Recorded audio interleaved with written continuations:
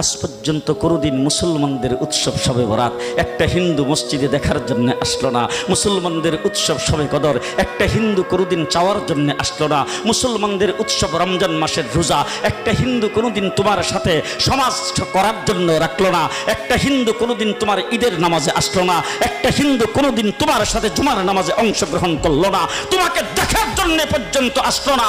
তার কারণ হলো হিন্দুরা মনে করে এটা মুসলমানের উৎসব, আর তুমি মুসলমান হইয়া হিন্দুর দুর্গা পূজায় কিভাবে গেলা? তোমার কি হয়ে গেল? তোমার কি লজ্জা শরম তুমি ধুয়ে ফেলে দিয়েছো? তোমার কি কোনো লজ্জা শরম নাই? তোমার কি কোনো লজ্জা শরম নাই? আবার কি সুন্দর বলতেছ, ধর্ম যার যার উৎসব সবার। হাই হাই হাই, ও মুসলমান যুবকেরা ভালো করে শোনো, ধর্ম যার যার উৎসব সবার, তাইলে বিয়া যার যার বউ তো সবার। জি, বিয়ে যার যার বউ সবার, পুষ্কুনি